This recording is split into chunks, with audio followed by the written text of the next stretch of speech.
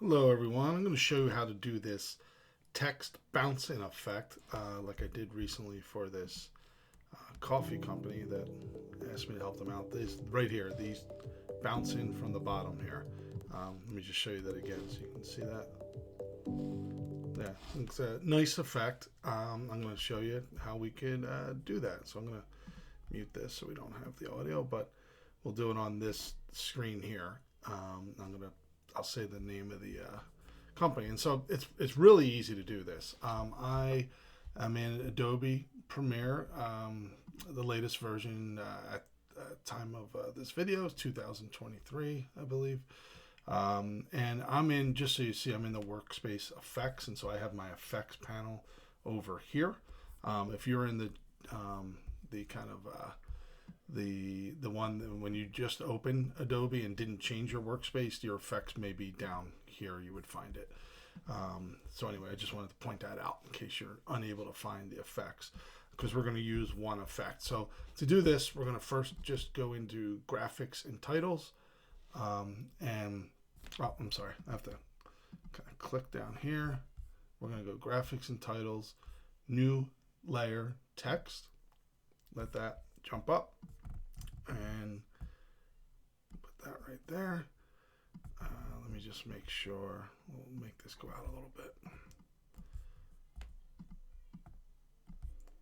I'll make it so it matches up a little better with our video. Yeah, that's fine. Okay. I probably would want this text to be a little bolder, maybe. You can play around with the text, and I'll show you how to do that. But for right now, I'm just going to say Nature's Edge, the name of the coffee. And this is, so what I'm doing right now is I'm going to pick, I'm going to click the little tool here to get out of my editing mode and position this where I want the final position of my text to be is what I'm doing first, okay? So I have that there. And then next, what I'm going to do is go to my effects panel up over in the left-hand corner, right? I'll move that all in. And what I'm going to do is have that up, but then I'm going to go over here and look for transform. There it is. I see transform right here. So I'm going to drop that on our text title. Okay. And now over here, I have to select the text title again. I should have transform. There it is right there. Okay. And so what I'm going to do is I'll go to kind of the beginning of my text layer. You can do that here, even get to the very start of that, right? And I'm going to go to position, and I'm going to click on right there to create a keyframe. I don't know if you saw that. It created a keyframe right here.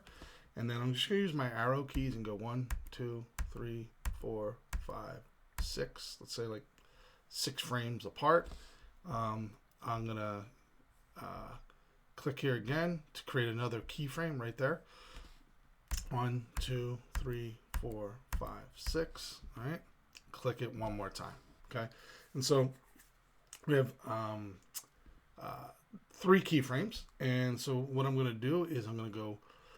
So the final keyframe is set because that's where I want the final position to be.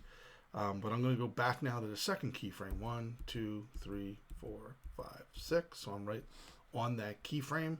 And what I'm going to do is I'm going to position, I'm going to use you can use this here to kind of position it just up a little bit from where it was on the other keyframe. And you can mess around with this more. That's probably good right there. Might even be too much, I'm not sure. Then I'm going to go back another 6. 1, 2, 3, 4, 5, 6.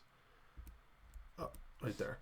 And I'm going to position this again, and I'm going to make it off the screen, down below the screen. Okay?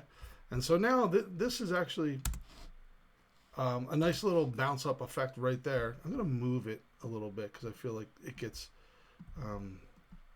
distracted by the zooming in of it. So right here.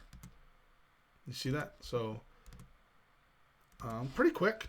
You can space out these keyframes if you want it to be a little slower, but I like that speed. Now, I think what adds the kind of gives it a professional look is adding a little motion blur to this. And to do that, you're going to unclick, use composition's shutter angle, and then we're going to put this to, actually you can just kind of type in there. I want to put it to 360, the shutter angle. Okay, and now it's kind of subtle, but it does make a difference. I don't know if you see that motion blur. So that's the effect, and so you can tweak it as much as you want by making it last longer, by spreading these out more. I had them 6 frames apart. You can do that however you want, but very simple and easy. I think it's effective too, and is a nice effect for some promotional videos.